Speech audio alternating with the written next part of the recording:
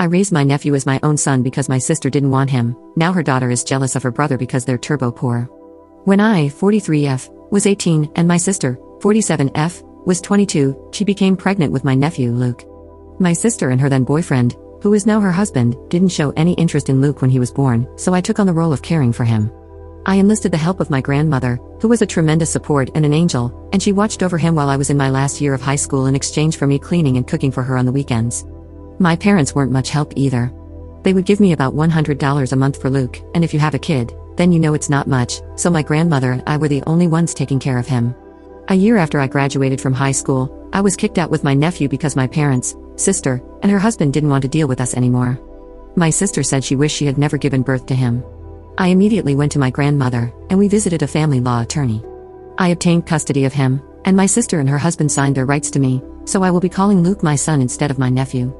From then on, I lived with my grandmother, and while I attended community college and worked part-time, she looked after my son. It was a lot of work, especially when my grandmother passed away when Luke was 6. In her will, my grandmother left 90% of her things to me.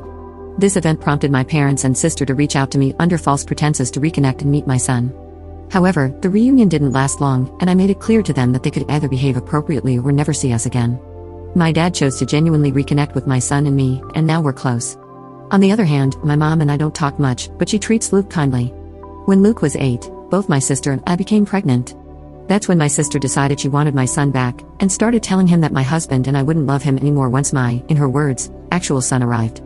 For context, my husband met Luke when he was 5, and we were already together for a year before that meeting. My husband treats Luke like his own, and we got married when my son was 7. We adopted him when he was 9, with his permission. We discovered that my sister was spreading these hurtful ideas when Luke broke down crying one day, expressing fear that we would abandon him once his younger brother was born. He explained what my sister and her husband had been saying, and we reassured him that it would never happen. Luke knows he's not my biological son, but he is undoubtedly my son. After that, I cut contact with my sister and her husband again, and pursued family and individual therapy for my son. When I finally gave birth to his younger brother, I made it clear to Luke that our love for him hadn't changed. About 2 years later, when my sister reached out, I decided to go low contact with her, with the approval of my son and husband. My husband and I live comfortably, while my sister and her husband sometimes struggle financially. My kids engage in extracurricular activities, receive the presents they desire, and go on a big family trip every summer. Meanwhile, my sister and her husband can't afford much. When my niece was around 9, my sister began making comments about how I needed to pay for this or that for my niece, and I told her it wasn't my responsibility. Although I gave my niece the gifts she wanted, and took her out from time to time, it wasn't even close to how I treated my own kids. Now, my second son is turning 17, and my husband and I were discussing getting him an affordable starter car, just as we did for Luke when he turned 17. Simultaneously, my niece is also turning 17, and apparently, my sister told her she would get her a car. However, my sister can't afford to buy her one, so she asked me to do so. I refused, explaining that I hadn't promised her a car, and it's not my responsibility to provide one. My sister got upset and didn't talk to me for a while after that. When my son's 17th birthday arrived, we surprised him with a car. A couple of days later, my niece called me, screaming and crying, asking why I hate her and why I can't treat her the same as her brother. Calmly, I explained that things were different, that her brother is my son, and while she is my niece, I can't buy her the same things as my son. I clarified that, as an aunt, my role involves birthday presents, Christmas presents, and showing up when it matters, nothing more. I emphasized that her brother will always mean more to me than she ever will. Despite my calm explanation, my niece continued yelling and accused me of being unfair before hanging up. Subsequently, my sister called to berate me about doing more.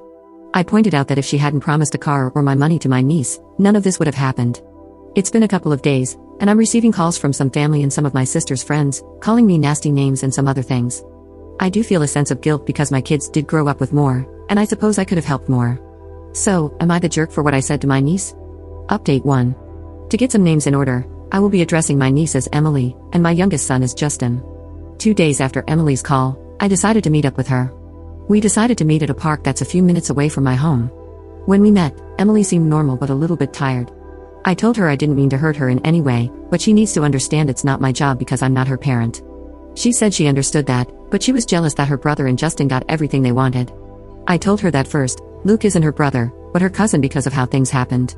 Second of all, they don't get everything they want, they work for it. They get good grades, do chores, and stay out of trouble for the most part. I then asked her the real reason for why she was acting this way, as she never had a problem before this. She started crying, saying it wasn't fair that Luke and Justin get everything they want while she gets barely anything. She claimed that Luke lucked out in life by being adopted by my husband and me. She asserted that she deserves to have what my sons have, and that as family, I have to take care of her too. I told her that she is part of my family, but not my child. I do love her, but she's not my responsibility. I then asked her why she feels so strongly about it. She said that even though her parents take good care of her, she feels like she's just an obligation to them. When she sees how Luke and Justin were raised, she gets jealous because, in her eyes, we don't view the boys as an obligation. According to her, we are a family that's always together, always works through problems, and helps each other. Even though I stayed in her life and took her out with my family, she always felt jealous that she had to be the one to leave. She felt second place and believed that since I took in Luke, I should take her in with no problem. I told her that while I understand her feelings, I'm not going to treat her as my kid. I didn't raise her, but I do love her. It's her parents' job to get her a car or to help her get one. She got more upset, saying that I clearly don't care about her, and she left. I texted her, saying that I do care for her, but I'm not her mom, and it's not my job. After I got home, my husband and I talked, and we decided to call my sister. I told her that my family and I are going full no contact. My sister then asked about how I'm going to get in contact with Emily. I told her Emily is almost an adult, she can contact me if she wants. She then asked me if I was going to get Emily a car. I said no and told her that it's her job, that she's her mother and needs to act like it. Emily needs her to be a mom, and I hung up the phone, blocked, and deleted her number. The next day, I got a call from my mom.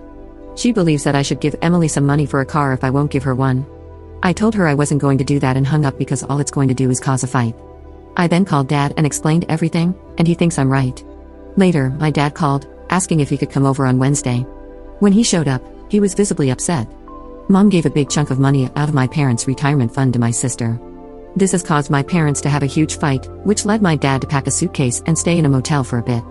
Now I'm no contact with my sister and mom, and I'll be going low contact with my niece for now. Update 2. About a week after the post, I decided to talk to Emily, and we agreed to meet at my home. I asked everyone not to be home because I wanted her and me to talk privately. When she showed up, she didn't really want to look at me, and I asked her if I could give her a hug. She nodded her head, and the minute I hugged her, she cried.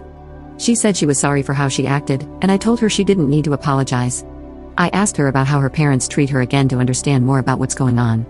She told me that her dad treats her well and tries to spend time with her, but he's busy because he works 2 jobs. While my sister is home more, she usually just keeps to herself, and doesn't really like to be bugged.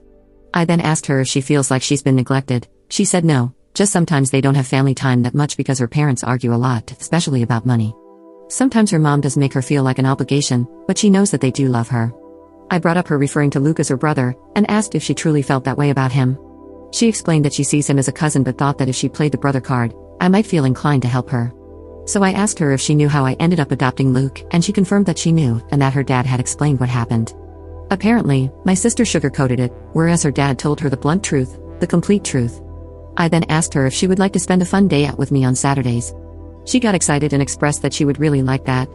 So, that weekend, we visited a restaurant she had been wanting to try, had a good time, and then went to a bookstore because she loves to read, and I bought her a couple of books that she wanted.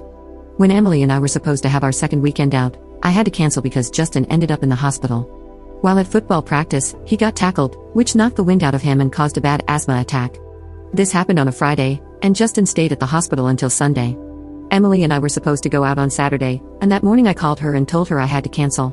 Before I could tell her why, she started yelling at me, saying I never cared about her and hung up the phone. I tried calling her back, but it went straight to voicemail. Then I sent her a text saying that I didn't mean to hurt her, but Justin was in the hospital, and that we can have our day next weekend, but I never heard back from her. 2 days ago, my family and I were out for a family night when my neighbors called, saying that they called the cops because someone was vandalizing one of our cars. When we got home, the cops were there, and it was Justin's car.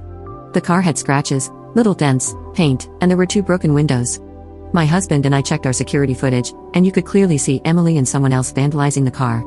My husband gave the video copy to the police, and Emily and her friend got arrested the next morning. My sister and mom came to my house, screaming that I was ruining my niece's life, and if I loved her, I would drop the charges. My husband is adamant that we don't drop the charges, and Justin and Luke agree with my husband, so that's where we stand now.